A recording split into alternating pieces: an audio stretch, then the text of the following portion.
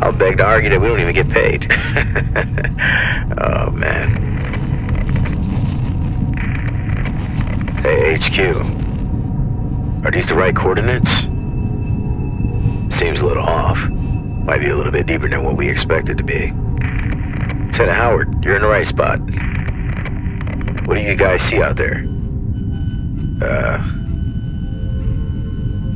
A little bit of debris. Nothing too crazy. Over. Alright. Well, you guys know what to do. Confirm the wreck. Get out of here. Over. Hey, does anybody hear that noise? It almost sounds like a woman. James, it's only been a couple of hours since you've been from your wife, and you're already thinking about other women? Wise guy. No, seriously.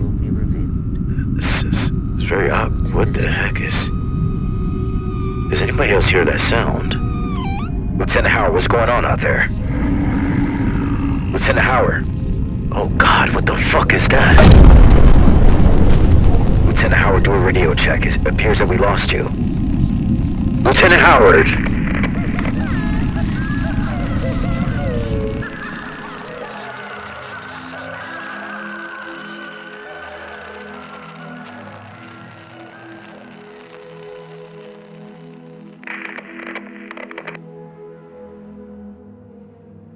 I'm breaking so many of my own rules by posting this account on an online forum and under an alias.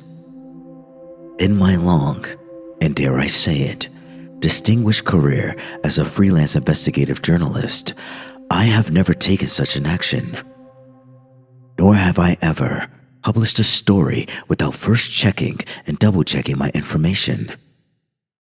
In actual fact, I only have one source for the majority of the stories I plan to recount. One man who was branded a maverick and lunatic by the authorities. The people in power who were so eager to silence him. I'll confess that I was very cynical when I first heard the old seaman's outlandish tales. I've never been a believer in the supernatural world. I have based all my beliefs in hard scientific fact.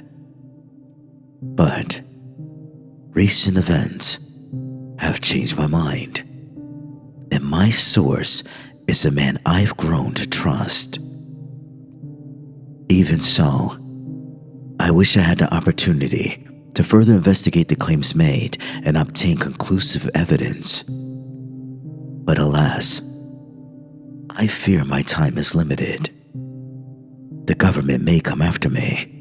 Certainly, they have the incentive to silence me.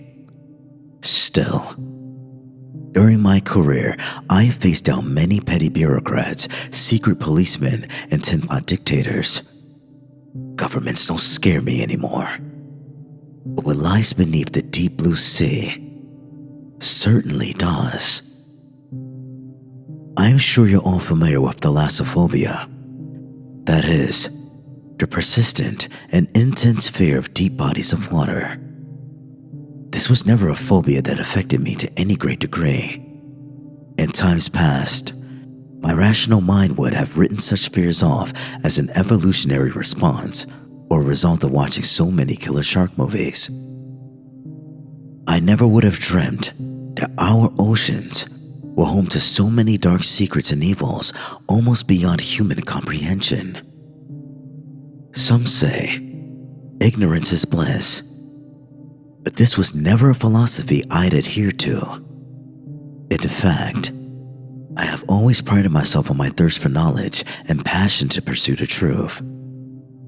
That's why I became a journalist after all. But, given what I've learned, and the sheer terror which has now invaded my conscious mind, I'm left to wonder whether it's all been worth it. But I can't turn back the clock or erase this knowledge from my memory, nor can I escape the dark power which has its icy grip upon me. In the end, I feel compelled to write and tell this story, even if it's the last thing I do in this world. What can I say about Jack Brady? My fearless source and a legend of the oceanic community who risked everything to tell me the truth. Jack was in his early 70s by the time I made his acquaintance. A man with a full life's experience behind him, but still filled with a steely determination and defiance, visible even under his world-weary eyes and wrinkled skin. It's hard to believe that it's only been a month since old Jack first contacted me by email to request a meeting.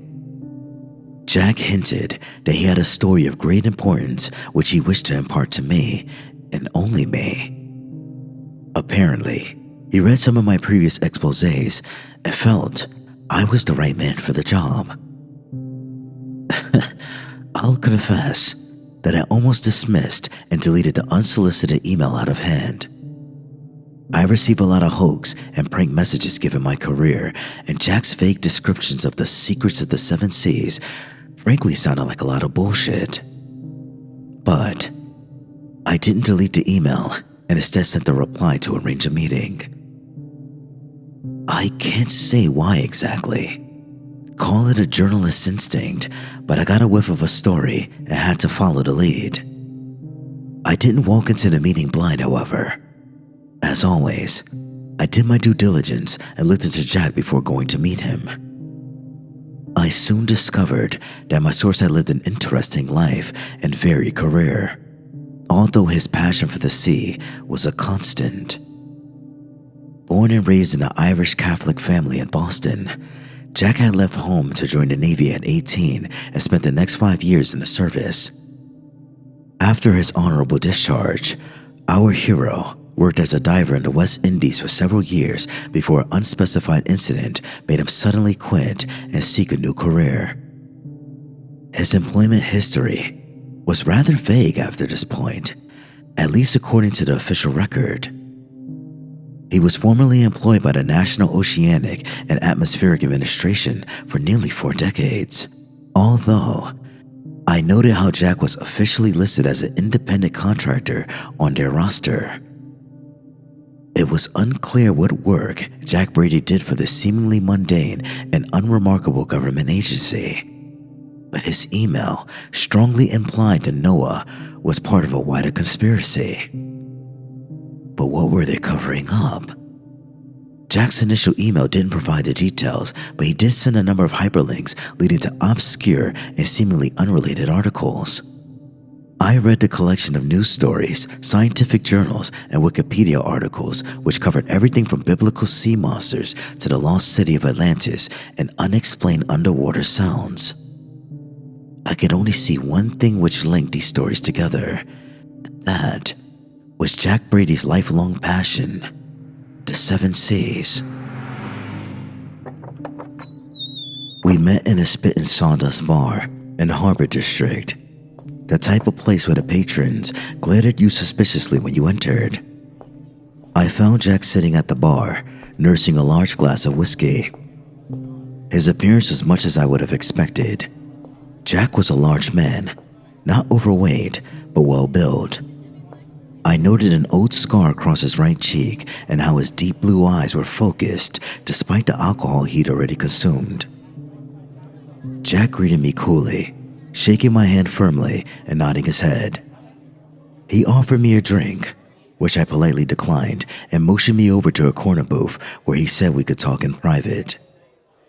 For whatever reason, Jack refused to let me record our conversation, and so I did my best to transcribe his words in shorthand. I started by asking him questions about his upbringing and early career, just to get a feel for the old-timer. His answers were short and to the point.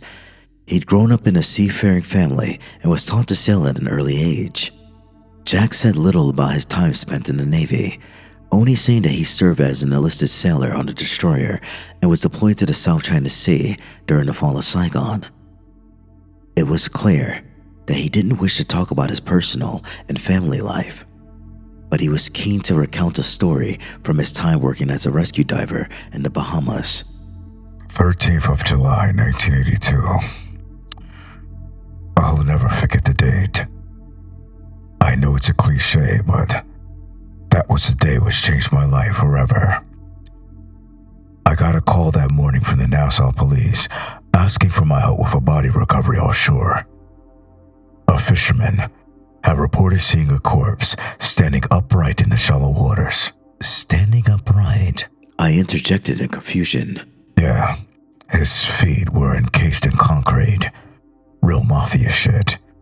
Sleeping with the fishes, you know. I raised my eyebrow in surprise. Wow, that's unusual, no? Not really. Jack responded with a simple shrug of his shoulders before he took another swig of whiskey. At the time, we were right in the middle of the busiest drug smuggling route in the Western Hemisphere.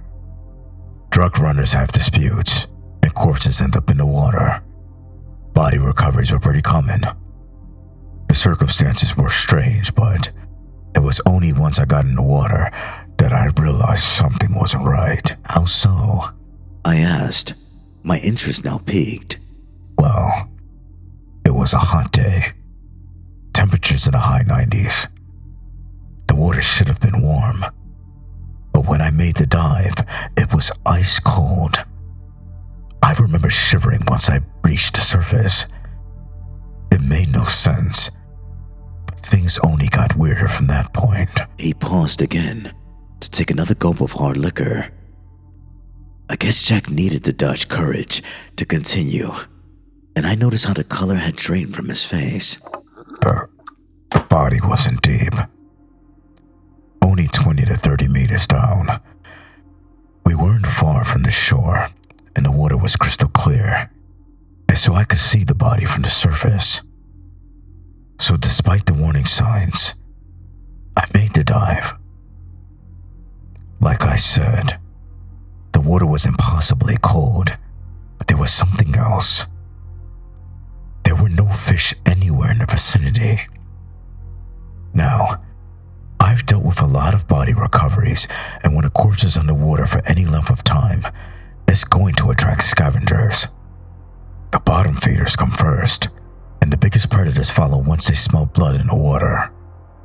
Nature takes its course, and before long, nothing's left but bone and cartilage. But on the dive, there wasn't a living thing to be seen. I was puzzled by the direction the story was going, but also intrigued.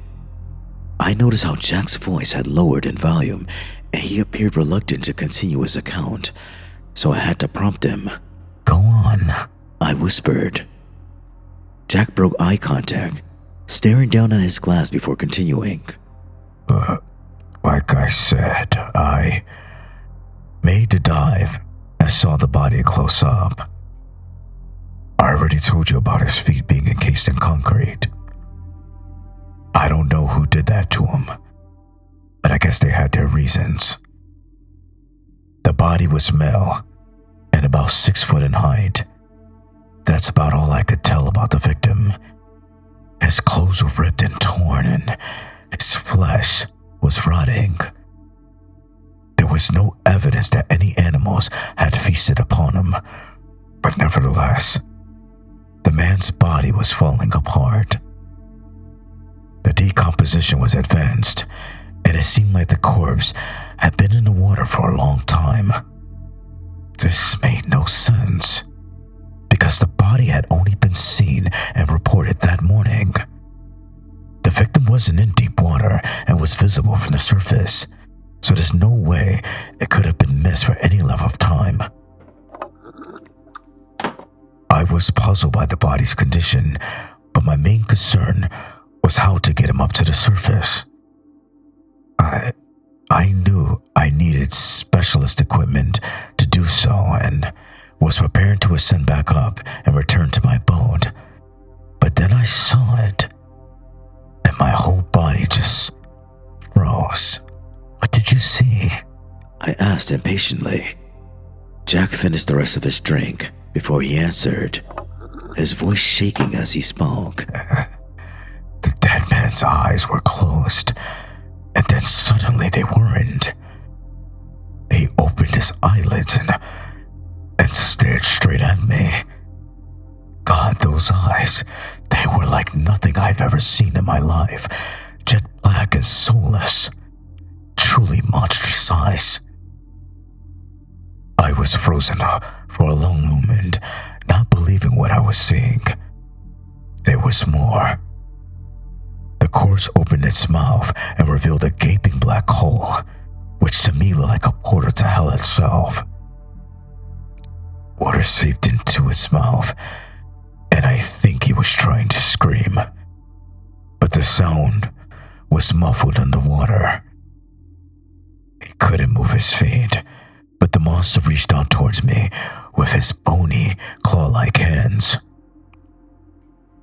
Thankfully, I was just out of his reach, but I stumbled backwards and fell down to the seabed. The monster was still screaming, desperately trying to get at me as his black eyes burned with pure hatred. Well, what can I say? I got the hell out of there and swam back to the surface, leaving the raging monster trapped on the seabed. I reported what I seen back to Nassau police. The investigating detective looked at me like I was crazy. I began to think that I just imagined the whole incident. Had I hallucinated it? Was I going nuts? I did doubt my own sanity. But then the police sent out another diver, and I guess he had a similar experience to me. In fact, I believe he was injured during his dive as the monster clawed through his suit and skin. After that, the situation escalated. The local authorities didn't know what to do with that creature, and so an expert was called in from the States. I don't know for certain what happened next, but I believe the US government extracted the creature and transported it back to the States. Why? I can't say. And frankly, I don't want to know. Jack's first account ended at this point. I'll confess that my initial instinct was to burst out in laughter. But thankfully, I stopped myself after reading Jack's tense body language. I could tell that he wasn't deliberately trying to mislead me or waste my time.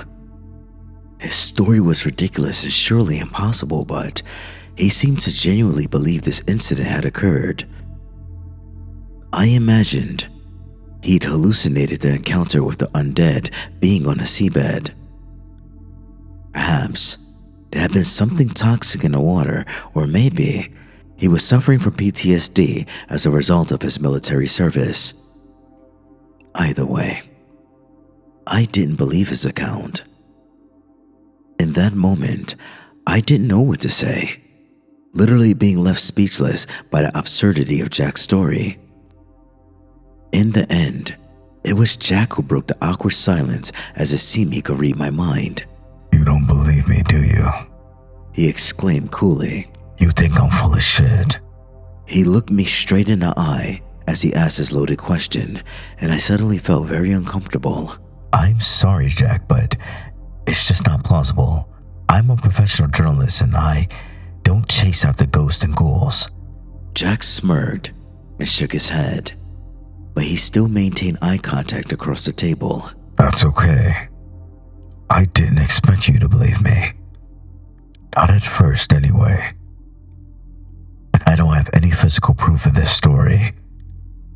But I have many more accounts to tell you and the evidence to back them up. I'm happy to share what I've got, but I appreciate there's a leap of faith needed on your part.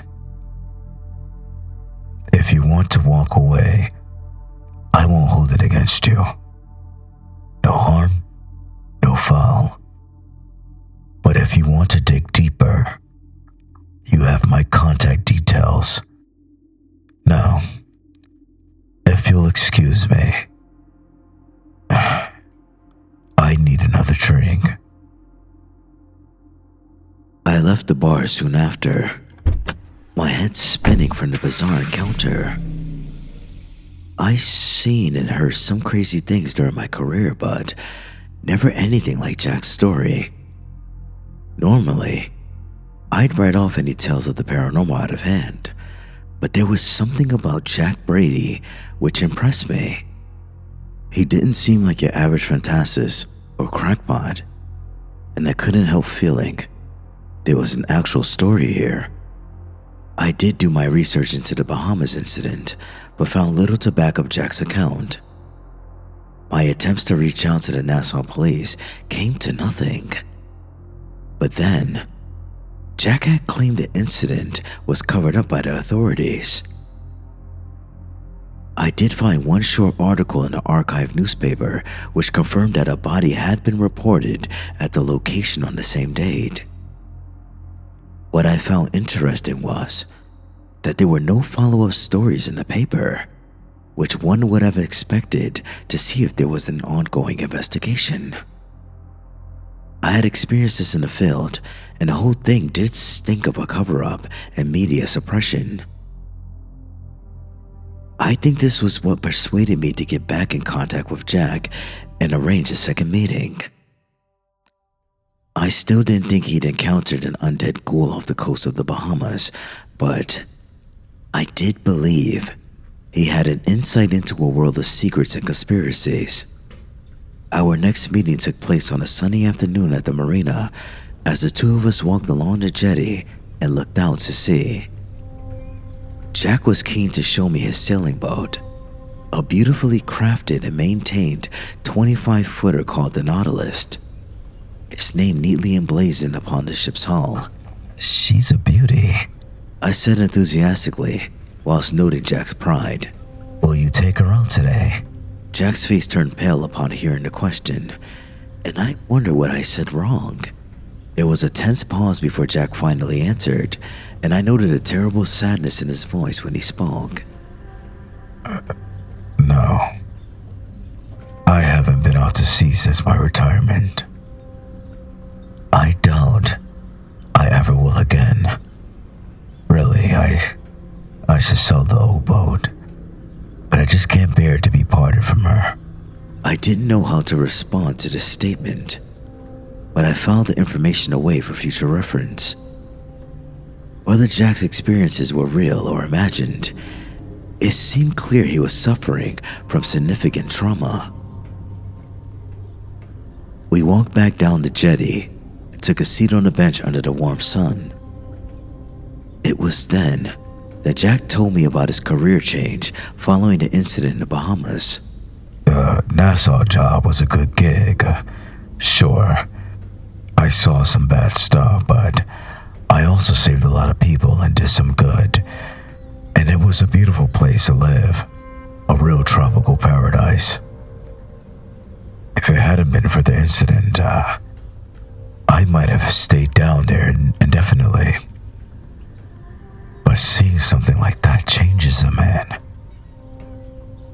It's like my eyes were opened and suddenly I could see through the looking glass.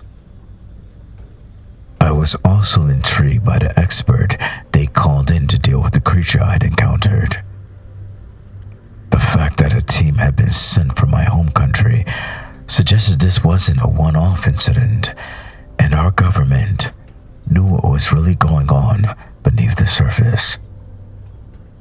And as it turned out, my suspicions were well-founded. I started asking questions through my military contacts. I guess it was pretty foolish to be poking my nose into dark places and shadowy government agencies. But, thankfully, the men in black didn't come to arrest me and ship me away to an off-the-grid prison. Quite the opposite, in fact, because I received a phone call offering me a job. I raised my eyebrow, but couldn't help but feel excited upon hearing this revelation. Was this the government conspiracy I yearned to hear of? The call was from a Mr. Smith, and no, I'm not kidding. That was really his name. Andrew Smith worked for the NOAA, which on the surface was a pretty dull civil service job. But Andy headed up a department which wasn't officially on the books. In fact, their entire existence was and still is denied by the federal government. The section Smith managed was called the Oceanic Special Investigation Unit. Again, it's an innocuous name. But what this unit does is extraordinary. So, this guy gave you a job? Yeah. Jack replied with a nod. He'd heard I'd been asking questions and looked into me. I guess Andy saw something in me and reckoned I could help them out. He was the expert they brought in to deal with the ghoul in the Bahamas. His team successfully captured and contained the creature before handing it over to the military. He doesn't know what happened to it next, nor do I. Hell, the zombie could still be locked up in Area 51 for all I know. But my intuition was correct. There were a lot of unexplained mysteries and phenomenon in the world's oceans, and the OSIU was tasked with investigating them. Jack spent the next few minutes explaining the structure and remit of the investigative unit and describing his early years working for the agency. He began in the position of junior investigator, but soon worked his way up the ranks under Smith's mentorship. During this time, he was sent around the world on various cases relating to bizarre incidents and sightings in all of the planet's oceans. Jack confirmed that most of these reports were either hoaxes, local myths, or had some kind of logical explanation. The unit might go for years without any legitimate paranormal or cryptid activity, and there would be constant threats from the legislators to cut their funding. But then a real case would come to the fore, and the powers that be would take notice. The story he told me on that sunny afternoon at the marina was short but unsettling, as he described sightings of an entity simply known as the Swimmer. This one started out as another legend, so at first, we thought it was more BS. Jack explained. There are accounts of the Swimmer throughout history, going back to the time of the Roman Empire. What's interesting, though, is that the same story is replicated across different cultures and civilizations across the globe. In all accounts, the details were eerily similar. Sailors spoke of a single swimmer, a man with bronze skin, sometimes naked, other times wearing clothing or even a swimsuit. But he's always seen way out at sea. I mean, sometimes this guy's hundreds of miles from the nearest land, way too far for any normal human being to swim. When he's sighted, there are never any other boats in the vicinity and no indication of how he ended up in the open ocean. Weird, huh? But it gets weirder. The captains of many ships have attempted to save the man, but every attempt to hail him or even physically pull the guy from the water have failed. This man or entity remains oblivious and just keeps swimming. Ow, I said, in the absence of any other words. The legend was indeed strange and quite chilling, but it sounded like nothing more than a myth. But of course, Jack had more to add. I took the case during the winter of 1988. After reports of the swimmer being sighted in the Atlantic, about 200 miles east of Bermuda, Mr. Smith didn't give much credence to the reports, but he sent me to investigate all the same. I hitched a ride on a Navy frigate on patrol, and we were allowed to use their recon helicopter to search for the entity. Honestly, it was potluck that we found him, given that we only had an approximate location. But find him we did, and this time, I got proof. At this point, Jack removed his phone from his pocket and played me a video. The original footage was grainy and rough, and did seem to have been recorded on an 80s camcorder, presumably being later converted into a digital video file.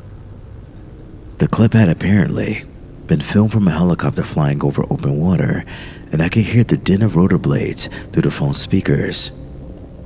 The chopper was flying in poor weather, and the gray waters below were rough, with heavy waves emerging and breaking with a violent intensity. Suddenly, the cameraman zoomed in, and that's when I saw him. The lone swimmer was face down and dressed in bright red trunks. I couldn't see his face, but the man's actions were extraordinary. I watched awestruck as he swam against the waves, not panicking and somehow remaining above the surface. He didn't look up when the helicopter flew over him and didn't react to the hails from the chopper's loudspeakers. Instead, he just kept on swimming, even as the waves threatened to overwhelm him. The camera focused on the man for several seconds before zooming back out.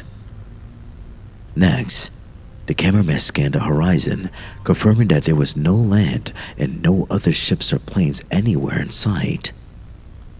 All I could see was endless ocean in every direction, and then the footage abruptly ended. I looked up from the screen and saw Jack watching me intently. Wow. I repeated, but didn't elaborate. The footage was convincing, but I couldn't guarantee it wasn't staged. Did you find out who he was? I asked. No. Jack confirmed with a shake of his head. It's an unsolved case to this day, but I have my theories. Oh. I said with genuine interest. Jack paused briefly, appearing deep in thought as he looked out to sea. Have you ever heard the legend of the Wandering Jew? It's a medieval fable about a man who taunted Jesus on the cross and was cursed to walk the earth until the second coming. The story sounds familiar. Well, I believe the swimmer is his nautical equivalent. He was once a mortal man, but committed a grave sin. Now, he's cursed to swim the world's oceans until the end of time. He doesn't tire, can't sink under the surface, and can never stop. No one can help this poor soul, and so we must leave him to his fate. I felt sick after hearing Jack's theory. I wasn't a religious man and hadn't been inside a church for years, but there was something truly chilling about the idea of a lost soul. A cursed man who was exiled from the land itself and doomed to swim the world's cruel seas for all eternity. Our second meeting ended soon after with Jack telling me to get in touch if I wanted to learn more. Once again, I did my research after the encounter. There are numerous mentions and accounts of the swimmer or swimming man throughout history and across the globe, so that much is true. But I couldn't find the video footage Jack had shown me anywhere online. I didn't believe the video was doctored. It's possible it was staged. The man swimming might have been dropped off from the helicopter and then recovered after the film was shot. But why take the risk in such bad weather conditions? It just didn't add up. Nevertheless, by this time I was hooked, and I wasted no time before arranging my next meetup with Jack. For our third interview, Jack invited me to his home, which I took as a good sign because this surely meant I was gaining his trust. He lived in a small, Spartan one-bedroom apartment not far from the harbor. The flat was tidy and well-kept, but very basic. I noted the various liquor bottles stacked up in the kitchen and wondered whether Jack had a drinking problem. In any event, he offered me a cup of coffee, which I accepted. We sat in his living room, and I noted the collection of well-thumbed books on the shelves. As one would expect, Jack owned many publications on sailing and naval history. But I noticed other editions on such diverse topics as religion, philosophy, and mythology.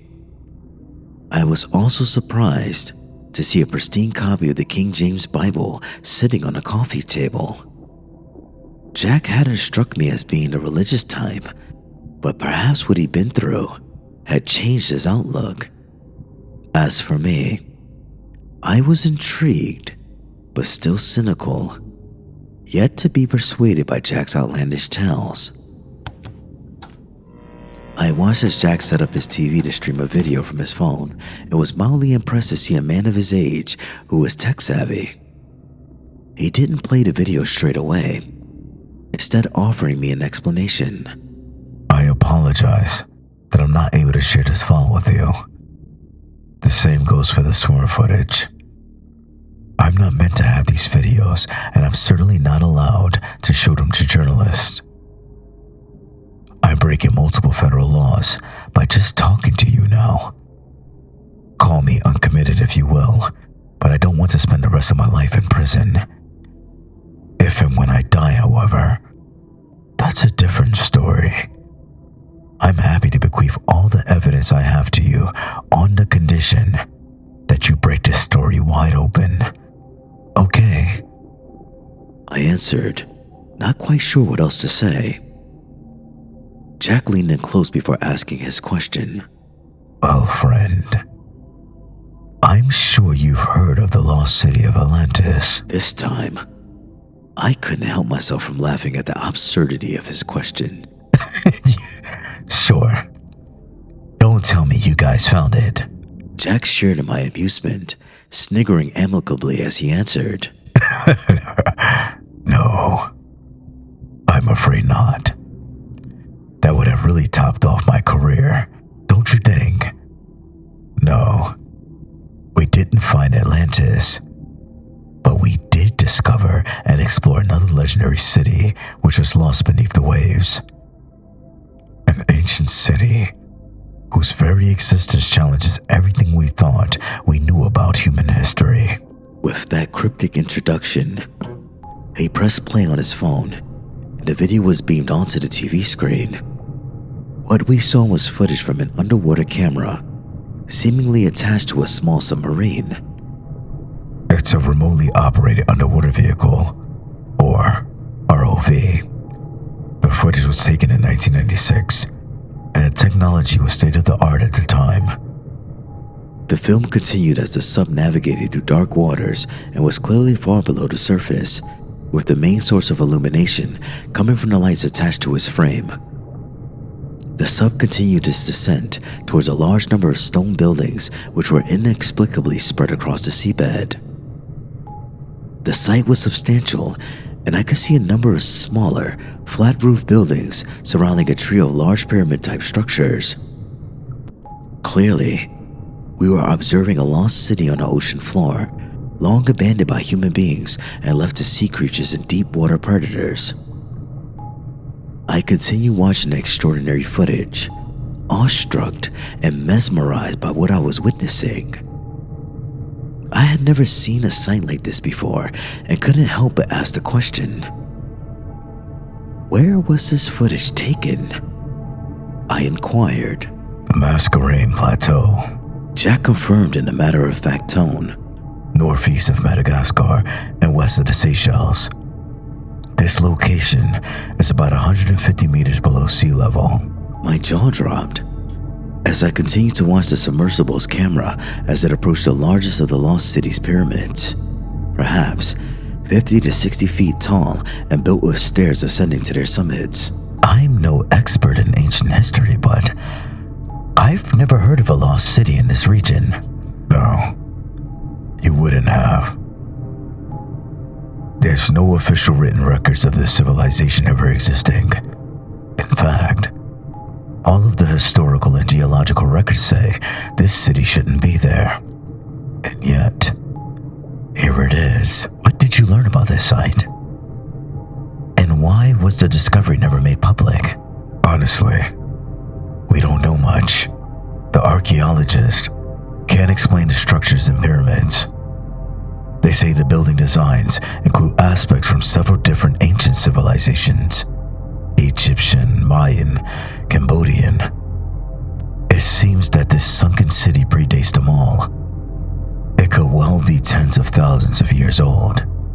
And yet, the structures are remarkably well preserved. As for why we didn't make it public knowledge, well, the reasons will become apparent. He pointed back towards the screen as the ROV descended into a small open entrance which led inside the submerged pyramid.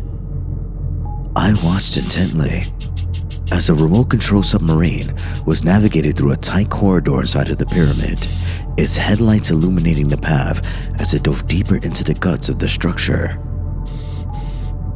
What really interested me was the mosaic-like pictures displayed on the corridor walls. Image which apparently told the story of this lost civilization's disturbing and violent history. I saw depictions of robed priests standing on top of the pyramids, torrential rains falling upon them as the holy men used knives and daggers to slaughter chained prisoners, the blood of their victims flowing down towards the waterline. In the next image, I saw sailboats out on the waves and seamen throwing the bodies of slaves or prisoners overboard into the dark waters below. But most chilling was the monstrous predator under the surface which was feasting upon the human bodies. The huge creature appeared to be a sea serpent with green scales covering its body. The monster had 3 heads. The depiction of the beast was chilling, as I saw 3 pairs of burning red eyes and a trio of mouths filled with razor-sharp teeth. Jack surely noticed my shock upon seeing the horrific depictions, and he surprised me by launching into biblical verse. He maketh the deep to boil like a pot. He maketh the sea like a pot of ointment. Upon earth there is not his like, who is made without fear. He beholds all high things. He is a king over all children of pride. He is Leviathan, and this is his kingdom. I gasped, staring at my companion in astonishment, but he didn't elaborate, instead motioning for me to continue watching. Eventually, the submersible exited the lengthy corridor and entered a vast chamber in the very center of the pyramid. My blood froze when the camera focused, and we saw what lay within this chamber of horrors. Inside of the pyramid were the bones of hundreds, if not thousands, of human beings. The walls were decorated with skulls, their empty eye sockets looking down accusingly at the small sea craft which had invaded their long-forgotten tomb. I looked away from the screen in disgust and towards Jack, who ended the video before turning to face me. These are the legends of the lost continent of Lemuria, which is supposedly located in what's now the Indian Ocean. It was written off as a myth, but now we've discovered proof of its existence. It seems this nameless city was the capital of the lost civilization. As you can see, their leaders and priests practice human sacrifice on a vast scale. But as horrific as their massacres were, it seems they did serve a purpose. I raised both eyebrows in disbelief and shot him a hard glare. Jack lifted his hands defensively before replying, Hey, I'm not trying to justify it, but the Lemurians were at the mercy of the beast, Leviathan. I asked in confusion. Yeah. Jack answered in all seriousness. Our anthropologist has studied the paintings their people left behind. The Lemurians believed it was necessary to offer up sacrifices to the beast from the deep. This is how they kept their civilization safe. It seems the system worked for a time, but ultimately, the beast had his victory and the city was taken by the sea. That's not possible, I exclaimed, as finally I reached my limit. There is no creature like that in the world's oceans. It's simply not possible. Jack smiled knowingly and nodded his head. There was a time I would have believed you. But I'm sure you know that less than 20% of the ocean has been explored. And in truth, we have very little idea of what's down there. Okay, I get it, was my defensive reply. but I don't believe a monster like that could exist. A three-headed serpent. Come on, man. Where's your evidence? Well, it just so happens I have another story to tell you, said Jack, his blue eyes filled with a fiery intensity. I will ask you to reserve judgment until you've seen and heard all I've got. I shook my head in disbelief. It seemed I was being led down a rabbit hole, and I didn't like this. But still, Jack had me on his hook, and I couldn't walk away without hearing the full story. There was a strange incident which occurred in the early 90s. Actually, it was quite widely reported at the time. The news got out before we had a chance to bury it. But of course, the public didn't hear the full story. Of course. I repeated, my cynicism returning as I once again questioned this entire enterprise. If Jack picked up on my tone, he didn't let it show, and instead continued his account. In November 2003, a researcher team tagged a 9-foot female great white shark off the coast of southern Western Australia. 4 months later, records show the shark abruptly dove 2,000 feet with a 32-degree temperature spike. Then, the shark disappeared without a trace. Soon after, the tag washed up on shore, but no signs of the shark. The researchers guessed that a large animal came up under the great white and dragged it to the bottom. Now, the question is this. What animal could have taken and killed a 9-foot shark? I shrugged my shoulders dismissively before answering. A bigger fish. Jack laughed in amusement. Yeah, good call. They reckoned it was a larger great white or possibly an orca. There was no definitive answer, but this theory satisfied most in the scientific community. But there was more that wasn't made public. I sighed aloud, but didn't interrupt as Jack went on. You see, the 9-footer wasn't the only tagged sea creature which ended up dead. In total, there were 4 great whites killed in that part of the ocean in the space of a few months, the biggest of which was a 16-foot male. 2 fully grown orcas were killed too. They didn't recover the trackers in all cases, but the recording showed these animals all died the same way. In all 6 cases, they were taken by something below and dragged down into the deep. My eyes widened as I made the connection in my head. But surely it couldn't be true. Could it? Even if all those animals had died, there must be a logical explanation. What we did was set up a trap of sorts.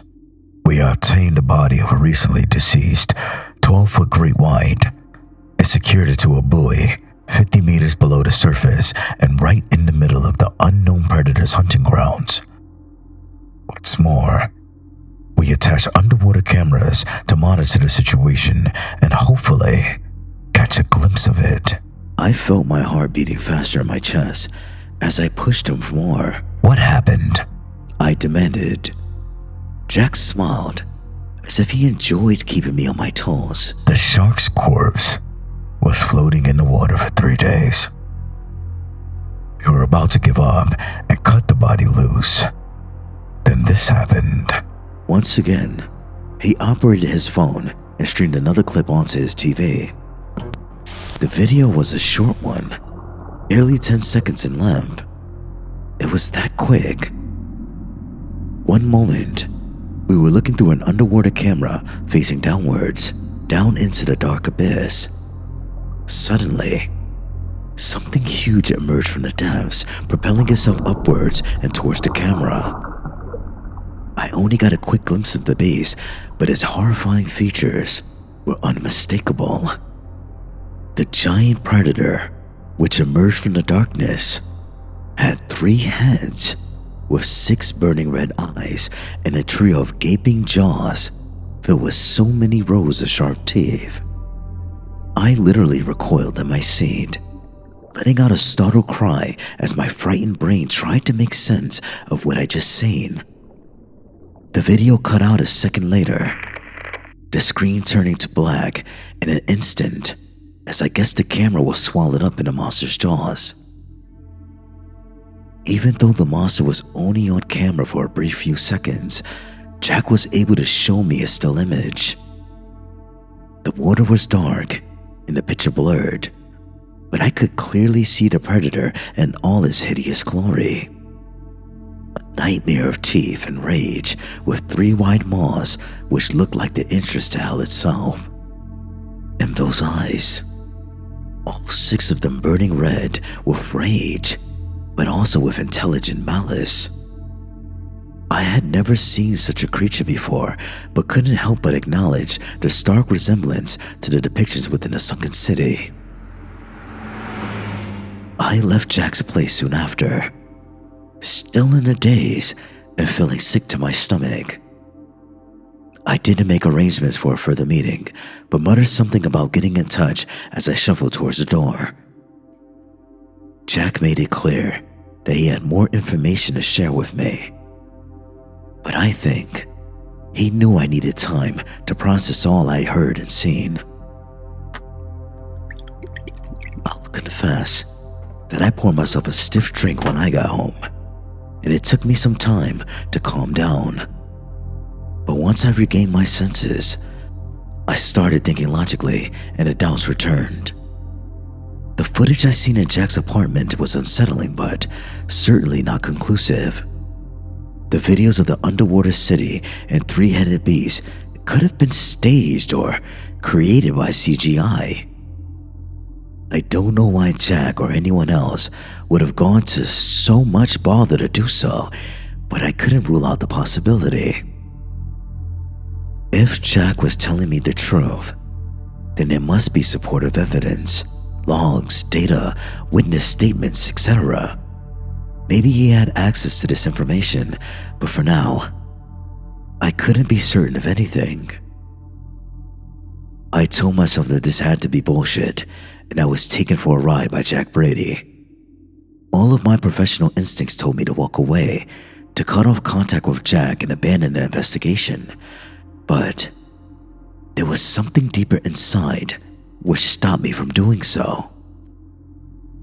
It wasn't just a hunch that I was chasing an important story. Sure, this was part of it, but what I learned had awakened something within me. Call it a primal fear or evolutionary reflex, but I was beginning to believe that Jack was right and there was really something wicked and terrifying in the ocean depths. That's when the nightmares began. I didn't sleep well in the nights which followed our third meeting. But when I did finally drift off, I was plagued by vivid and terrifying visions.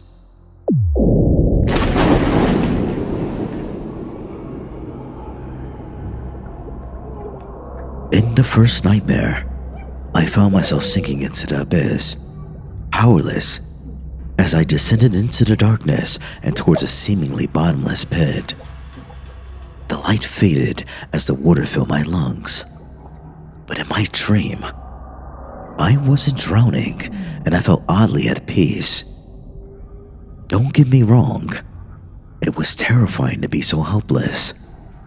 To be surrounded by endless water as I slowly sank into a near infinite abyss. But there was beauty in these depths. A feeling of awe and wonder whilst witnessing the glory of the natural world. But sadly, the peace I felt in my dreamlike state was not to last. I saw it out of the corner of my eye, turning my head sharply to see the creature hurtling towards me. I tried to scream as the monster rapidly closed the gap. I kicked with all my strength but couldn't get away. My blood froze, even as the water around me boiled, and then I saw the monster. A thing of nightmares dragged up from the depths of hell. This was Leviathan, the terror of the deep, come to feast upon my flesh and claim my soul. I screamed and kicked for all my worth, but it made no difference as the three hungry mouths fought each other for the privilege of devouring me whole. I had the normal reaction to the nightmare, waking up screaming and drenched in sweat. That was a bad one, but I guess it had a traceable origin. I'd seen images of the Leviathan during my last meeting with Jack, and they scared the shit out of me, so it seemed only natural that I have nightmares of the beast. But the terrors I suffered through on the next night were more difficult to explain.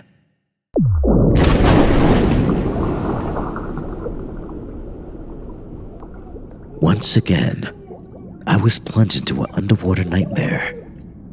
This time, finding myself at the very bottom of the ocean. I don't know how deep I was, but when I looked up, I couldn't see the surface above me. In fact, the only light in the submerged hellscape came from the fluorescent sea creatures and flora which were dotted along the seabed. It was darkness all around me, and I was chilled to the bone by freezing water. I didn't want to be here. This wasn't a place for mortal men. I desperately tried to swim up, but couldn't move from the spot. I started to panic as I looked downwards, my heart thumping hard in my chest when I saw how my feet were encased in concrete. Just like the ghoul Jack had encountered in the Bahamas all those years ago. I fought with all my might to free myself, but to no avail. Eventually, I exhausted myself, coming to the terrifying conclusion that I was trapped in this watery hell. But there was worse to come. Suddenly, the water temperature around me rose dramatically, going from freezing to near boiling in a matter of seconds. And a moment later, the dark water around me turned blood red as a dense crimson cloud surrounded me. I choked as a toxic substance forced its way down my throat, and I guess whatever had polluted the ocean water was pure poison. I prayed I'd wake up, but the nightmare wasn't done with me yet. My eyes adjusted as the red cloud parted and something emerged from behind it. A creature was shuffled across the ocean floor. My body tensed as I watched the dark entity marching towards me. I couldn't move and could not scream. My lungs were filled with seawater, but drowning was impossible. This would have been my preferred fate, but something far worse was coming for me. It's difficult for me to describe the horrific entity which emerged from the red mist. It took the physical form of a man, but I was sure this creature wasn't human. It walked on the seabed as if it belonged here, oblivious to the currents and intense pressure all around it. I couldn't see his face. In fact, I'm not sure he even had a face. All I saw was a dark shape gliding towards me. A shadowy form which seemed to have total control over this hostile environment and was entirely focused upon me. An intruder in its realm. I couldn't make out its face, but when the entity came closer, I saw its eyes. Burning, orb-like eyes which lit up the darkness. But instead of bringing light to the darkest places, its fire only brought terror to my heart. I struggled once more against the concrete shoes holding me firmly in place, while my screams were drowned out by the rushing water. And the monstrous entity kept on coming, its horrendous eyes burning through me as the darkness it brought with it consumed everything. That's when I awoke to the usual routine, screaming in cold sweat. I couldn't get back to sleep that night. I didn't dare. As soon as the sun rose, I rang Jack and arranged to meet him that same day. For better or for worse, I needed to hear the conclusion to his tale.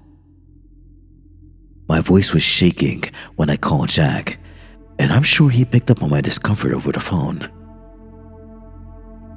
On this occasion, I invited him to meet me in my own home.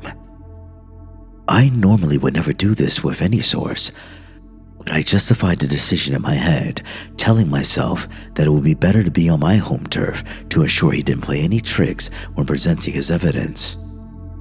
But in reality, I felt very unsettled and didn't feel comfortable leaving my home. It's crazy when you think about it.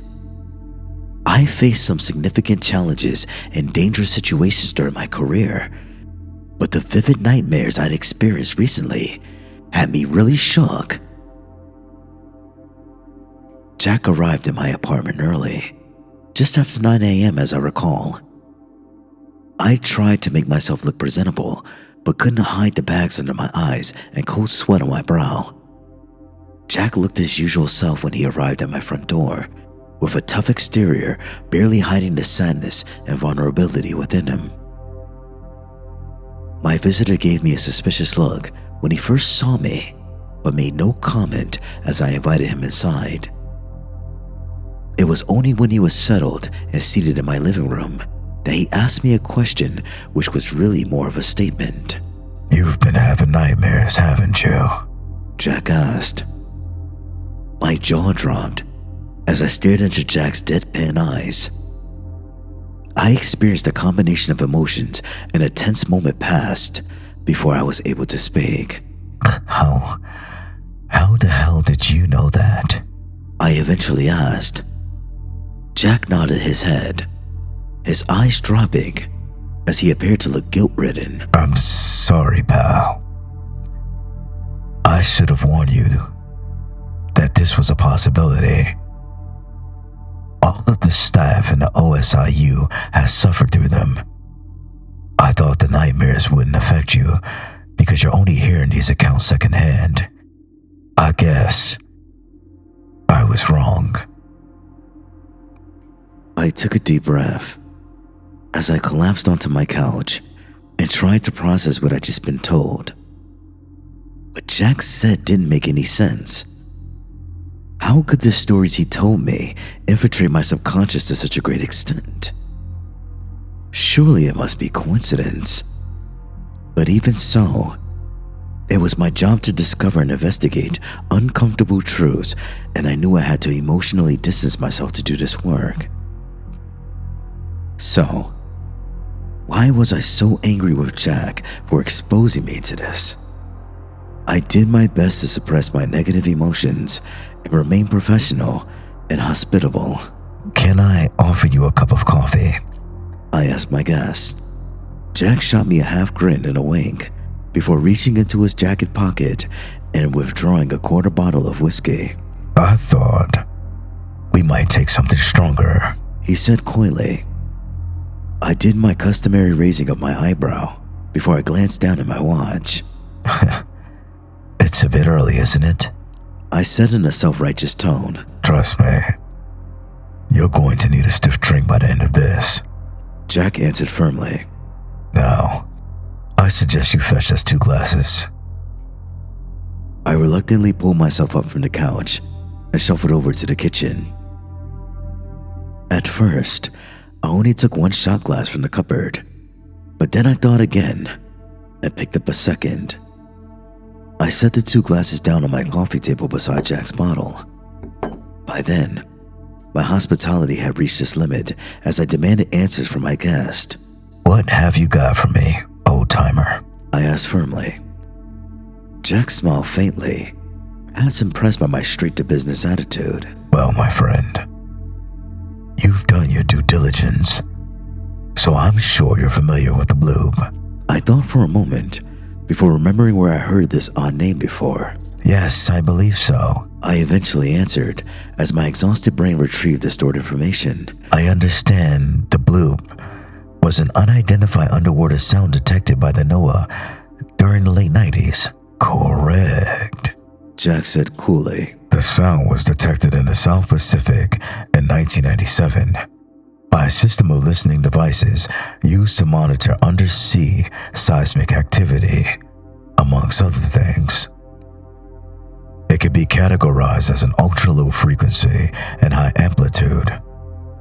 Initially, there was a theory made public that the source was a living creature, one which would have a much more powerful call than any known animal in Earth's oceans. Officially, it remained a mystery, but in 2012, the NOAA stated that the sound was consistent with glacial movements and most likely caused by ice calving. I laughed nervously as I believed I knew where this was going. Let me guess. The 2012 story was a cover-up, and there really is a gigantic creature swimming around out there. Jack didn't replicate my laughter as he answered in a matter-of-fact tone. Maybe so. I can't really say for sure. It wasn't my case, and so I didn't receive a full briefing. Saying that, it's quite possible the bloob came from a huge and yet undisclosed sea creature. We've discovered a number of animals in the depths which have never been revealed to the public, and it's safe to assume there are a lot more of them down there waiting to be found. He paused for a moment to let this statement sink in. But I'm not here to talk to you about sea monsters. Not this time. I'm afraid I need to tell you about a far greater threat, an ancient, unspeakable evil we unwittingly unleashed upon our world. And it all started with an unidentified underwater sound. One which led us to a very dark place. Sounds ominous, I said in an attempt to make light of the situation, although my stomach was actually in knots. Jack sighed deeply, as if reluctant to continue. But he eventually did talk.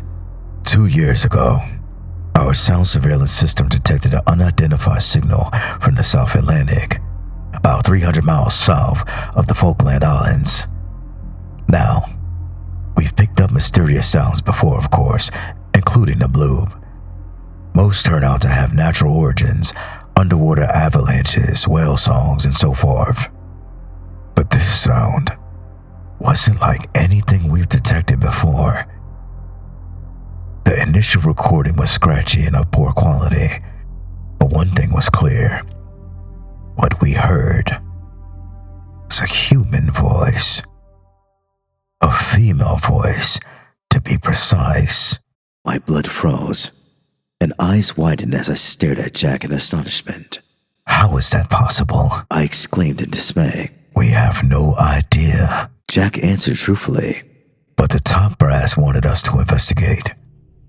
We sent the listening ship down to the location the signal was first detected, and I was part of the crew. We sailed south from Port Stanley, anchored in the icy Antarctic waters, and switched on our hydrophone array. And then, we waited. I'll admit, I was skeptical and believed we'd come home empty-handed, but we were only on location for a few hours before our sensors picked up the signal as clear as day. With that, Jack withdrew his phone from his jacket pocket with a shaking hand. His finger poised over the screen for a tense moment before he pressed down and played the audio file. I sat forward and listened intently as the recording began with the familiar sound of rushing water, but after a moment, this sound was interrupted by a clear voice which spoke in perfect English. I don't know how to exactly describe the voice. It was clearly female, but monotone and emotionless, as if reading from a script. There was something chilling and foreboding about the vocalization. The woman's voice sounded eerily familiar, yet I couldn't quite place where I knew it from. I will provide a transcript of communication here, but will exclude certain details for reasons that will become obvious. And what she said was this. This is a message to the beings of the mortal realm, to those who inhabit the lands above us. We have the answers you seek.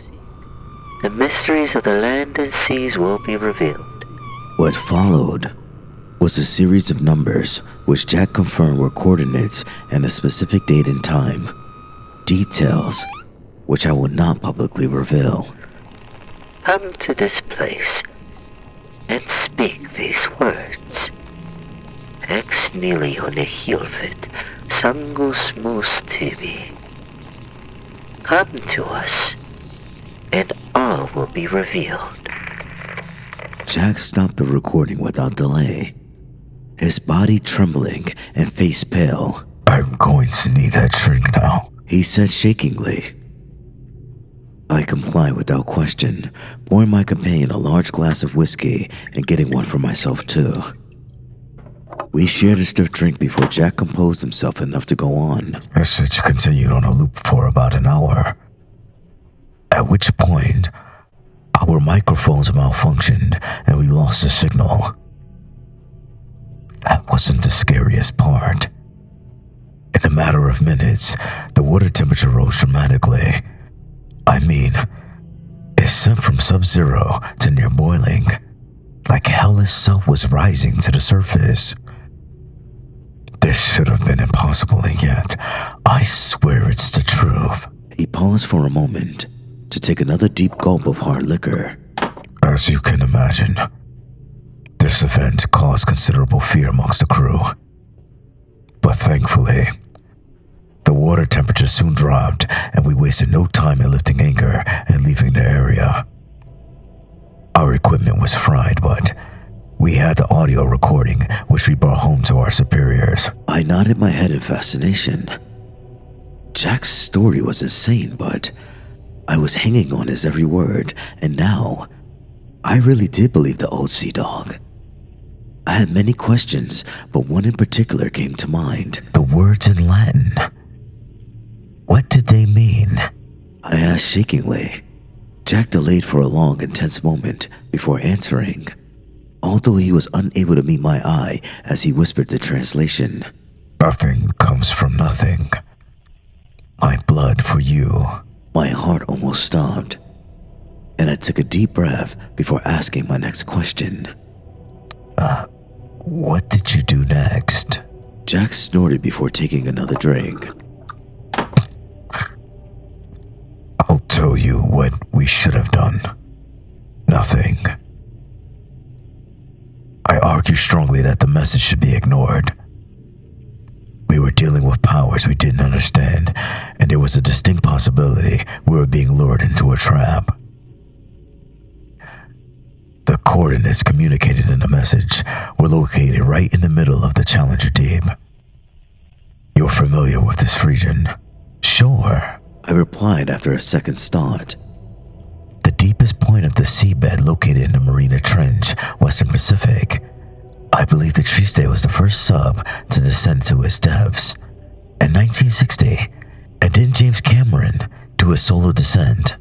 Yeah, Jack replied with a laugh. The Hollywood big shot went down in the Deep Sea Challenger in 2012. There's been a number of further descents in the years since, although I doubt anyone will be going down there anytime soon. Not after the incident. Well, what the hell happened? Jack emptied his glass, pouring himself another before answering. Andy Smith was the former OSIU head who recruited me. He was retired by this time.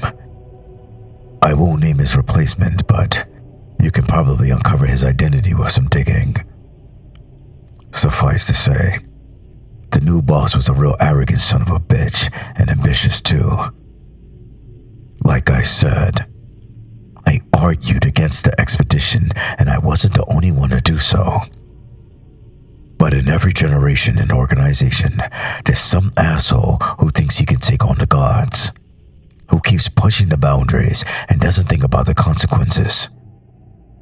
And of course, this occasion was no different. He sat down his glass, angry tears forming in his eyes as he held his phone in a shaking hand. We had the time, date, location, and instructions, and we followed them to the letter. The submersible used for the operation was called DSV Voyager. Its design and specifications were closely modeled on a limiting factor, which has made several expeditions to the deepest point, but Voyager was specifically modified for this mission and put under the control of the OSIU. Voyager had a two-man crew, Collins and Rodriguez. Both were Navy men with decades of experience working and piloting submersibles. These guys were professionals and trained to deal with every conceivable scenario. But nothing could have prepared these men for the hell we sent them into, just like lambs to the slaughter. Those poor bastards. He paused, sighing deeply as he looked down at his glass.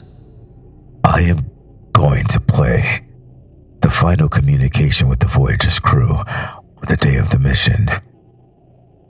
I must warn you, it's not an easy listen.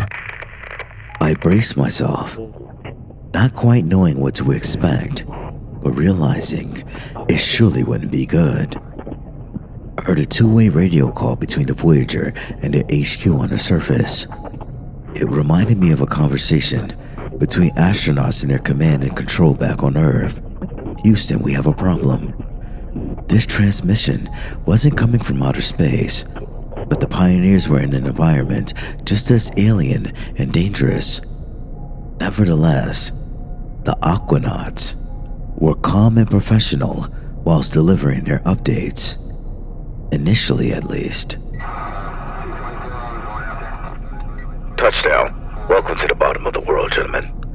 10,920 meters below the ocean surface. Roger that, voyage. Said a male's voice at the other end. Please provide your status updates. We've safely docked on the ocean bed at the precise coordinates provided. The pressure hull is intact. The environment is stable. We're ready when you are, Commander. Very well, said the anonymous naval officer. There was a lengthy pause before the next transmission, which I guess was due to discussions taking place on the surface. Finally, though, the commander communicated his orders. Very good, Voyager. You are authorized to proceed.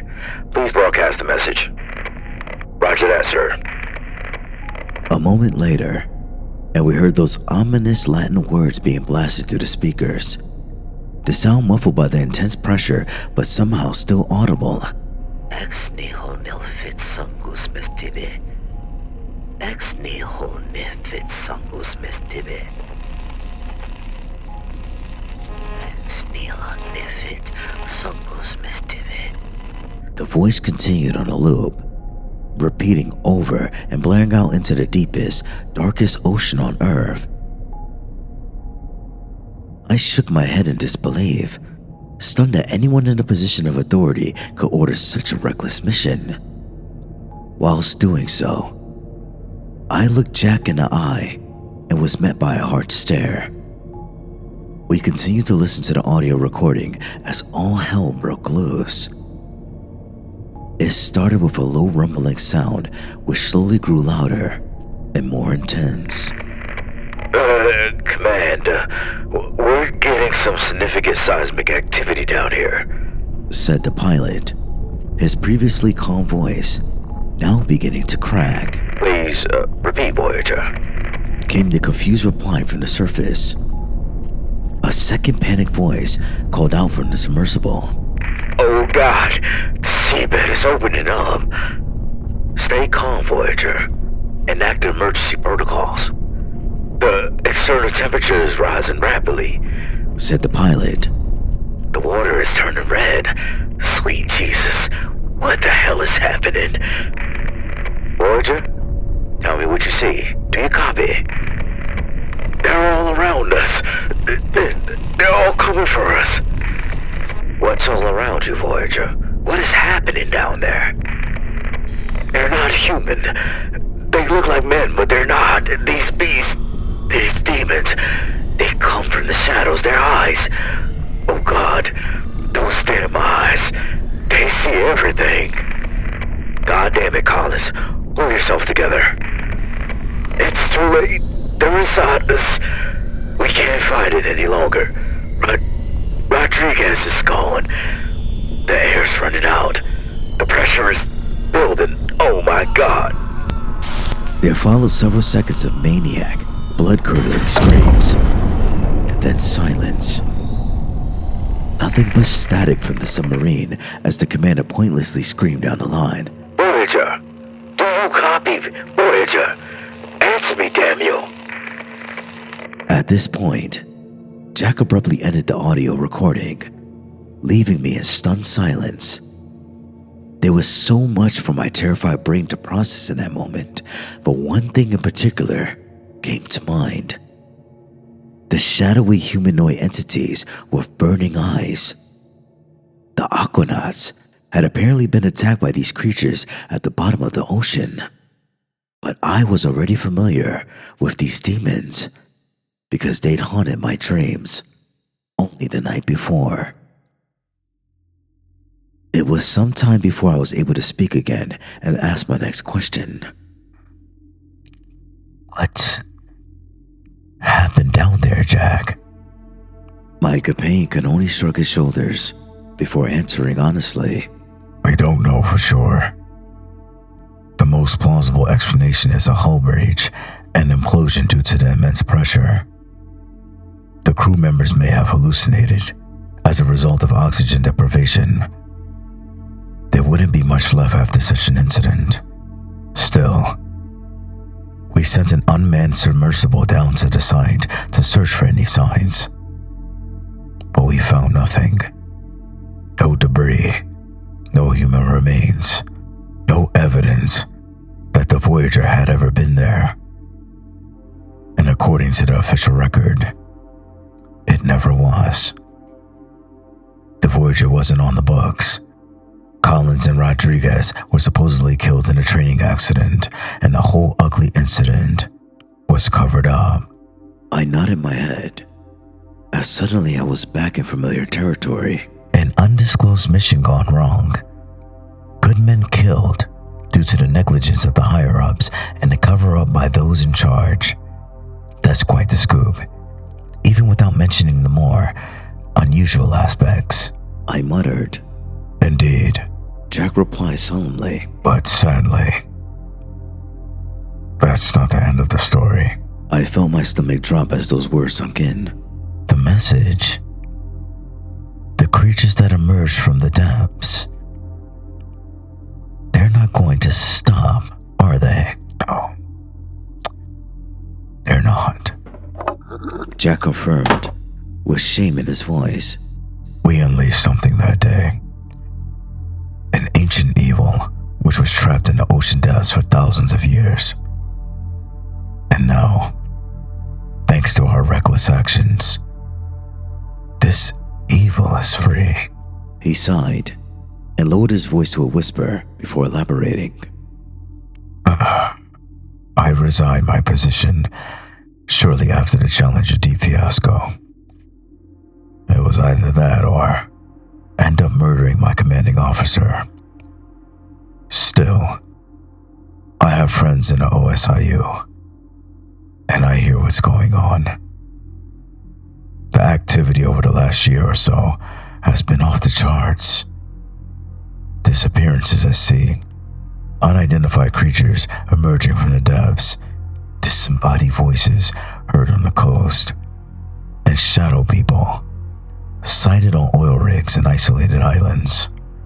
There's been so many incidents that the unit can no longer cope. Something very frightening is happening in our oceans, and it's only going to get worse. The rest of our conversation on that morning is something of a blur in my memory. I remember we shared at least one more drink before Jack left my home. I do recall his parting words as I saw him to the door, his eyes bloodshot and half crazed. Beware of the nightmares, my friend. The demons don't just haunt the seas. They can get inside your head if you let them. And with that, he was gone. That night was even worse than the previous, as even the alcohol didn't help me get a good night's sleep.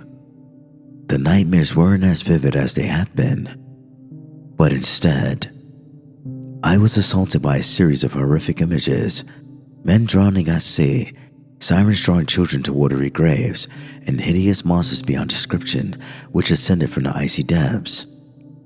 And all the time, I saw those hideous shadowy demons. Every time I closed my eyes, I was assaulted by the burning orbs they had in place of eyes. It seemed like they were staring into my very soul, that they knew every one of my darkest secrets and desires and would exploit every possible weakness to destroy me.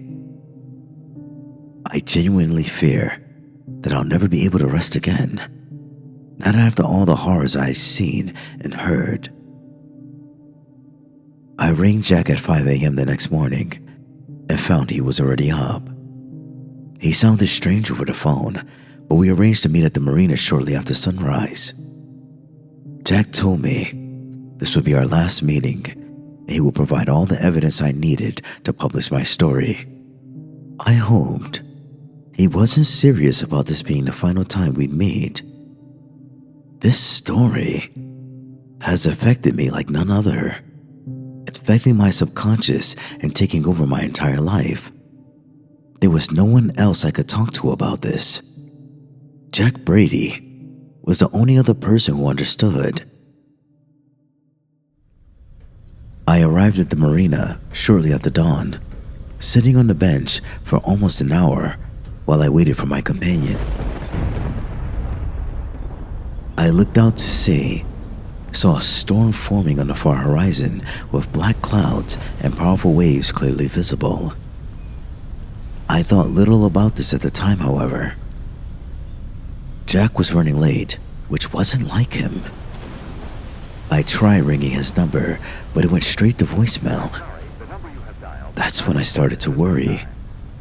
I remembered from our previous meeting that Jack's prize yacht, the Nautilus, was docked in the marina, and I wondered whether he was working on a boat. I made my way along the jetty, keeping a weary eye on the water and the storm front which was rapidly moving in my direction. To my surprise, the Nautilus wasn't in its mooring. I scanned the marina and saw Jack's boat afloat and gliding towards the harbor entrance with its sails down and motor running. And Jack was at its helm, steering the boat and heading out to sea. Panic overcame me as I ran down the jetty and shouted out his name. I remember what he told me on our second meeting, that he hadn't been to sea since his retirement and never intended to go out again. He might have changed his mind, of course, but something felt very wrong. Jack was sailing directly out towards the incoming storm, and he didn't respond to my increasingly desperate calls. Instead, Jack looked directly out to sea, a steadfast determination on his face, whilst his eyes were extremely focused, as if he was bewitched or stuck in a trance. I ran to the very edge of the jetty as the storm closed in and I was assaulted by heavy winds and rain. I continued to scream until my lungs could do no more. Jack didn't turn back, and his boat sailed straight into the violent storm. I contacted the Coast Guard right away, and they began a search as soon as was possible. The storm was intense and violent, but short-lived. The Nautilus was found later that day, capsized and barely afloat. Jack Brady wasn't on board and was nowhere in the vicinity. The search continued for 3 days, but no trace was found, and eventually it was called off. The authorities concluded that Jack was lost at sea, drowned.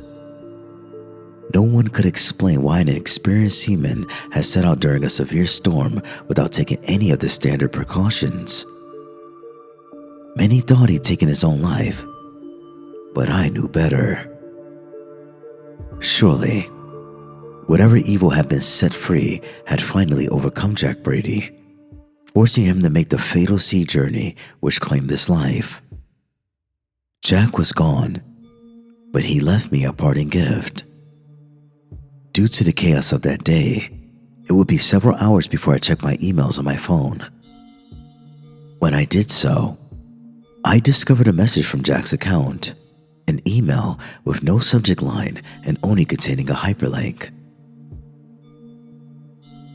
In normal circumstances, I would have deleted the email as spam, but instead, I clicked on the link which led to a Dropbox. Saved inside the folder was a literal treasure trove of evidence and data.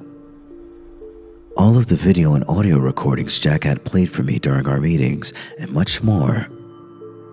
This included logs, witness statements, intelligence reports, and countless other photographs and documents which surely proved beyond reasonable doubt that Jack's accounts were true. If I had the time, I would still do my due diligence, investigating and studying every document and confirming their veracity whilst following up on leads and seeking out further witnesses.